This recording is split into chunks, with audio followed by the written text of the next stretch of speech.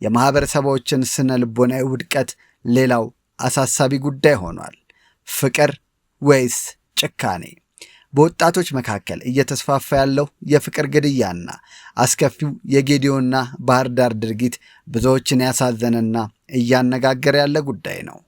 ፍቅር የአንድነት ማጽኛ፣ የመተሳሰብ ውጤትና የመፈቃቀድ ውበት የሚታይበት የተፈጥሮ ድንቅ ስጦታ ነው።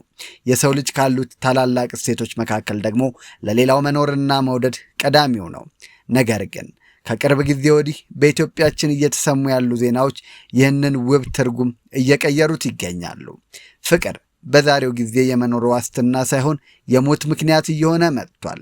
ወጣቶች በፍቅር ለመጣመር የሚፈሩበት፣ በተለይም ሴት እህቶቻችን በስጋት የሚኖሩበት ወቅት ላይ ደርሰናል።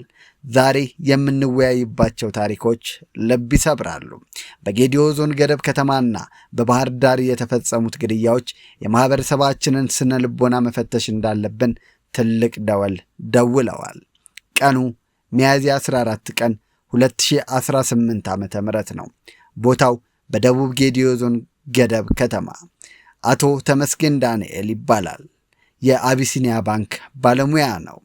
ገና ትዳር መስርቶ የ2 ወር ሙሽራ ሲሆን እንደ ማንኛውም ቀን ወደ ስራው እያመራ ነበረ። ጠዋት 2 ሰዓት ላይ ምድሪቷ ገና በጠዋት ፀሐይ መሞቅ ስትጀምር አቶ ተመስገን ግን የሞት ጥላ አረፈበት። ጥቃቱን የሰነዘረው ደግሞ አቶ አቡሽ ታደሰ የተባለ ግለሰብ ነው። ምክንያቱ ምን ይመስላችኋል? ፍቅረኛዬን አገባህብኝ የሚል የቂም በቀል ስሜት። የዓይን እማኞች እንደሚሉት ተጠርጣሪው አቡሽ የሟች ባለቤቱ ወይዘሮ ምህረት የቀድሞ ፍቅረኛ ነበር። ሚስቴን ቀማኸኝ በሚል እሳቤ አድብቶ ጠበቀው። በመጀመሪያ ሽጉጥ ተኮሰበት። አቶ ተመስገን አድኑኝ፣ ሊገድለኝ ነው እያለ በጩኸት እርዳታ ቢጠይቅም በአካባቢው የነበረው ሰው ደርሶ ሳይታደገው ተጠርጣሪው በስለት መሳሪያ በመጠቀም ሕይወቱን እንዲያልፍ አድርጓል። እዚህ ጋር መጠየቅ ያለብን ትልቅ ጥያቄ አለ። አንድ ሰው በአደባባይ አድኑኝ እያለ ሲጮህ እንዴት ማህበረሰቡ ዝም ይላል? ፍርሃት ነው ወይስ ግዴለሽነት? የ2 ወር ሙሽራው ተመስገን በገዛ ሀገሩ በጠራራ ፀሐይ በአሰቃቂ ሁኔታ ተቀጠፈ። ሌላው የሕዝብን ልብ የሰበረው ዜና የመጣው ደግሞ ከባህር ዳር ነው። ወጣት ማህሌት በአደባባይ ግፍ ተፈጽሞባት ሕይወቷን ያጣችው ንጹሕ ሴት። ይህንን ድርጊት ፈጽሞ የተሰወረው ደግሞ የሕግ አስከባሪ የጸጥታ አባል የሆነው ያምራል አለበል አለሙ ይባላል። ይህ ግለሰብ ወንጀሉን ፈጽሞ ወደ መቀለ ሸሽቶ ተደብቆ ነበር። ነገር ግን ከሕግ ማምለጥ አልቻለም። በብሔራዊ መረጃና ደህንነት አገልግሎት በአማራና በትግራይ ጸጥታ ኃይሎች ቅንጅት ሚያዝያ 13 ቀን 2018 ዓ.ም በመቀለ በቁጥጥር ስር ውሏል። ይህ ክስተት አንድ ትልቅ ትምህርት ያስተላልፋል።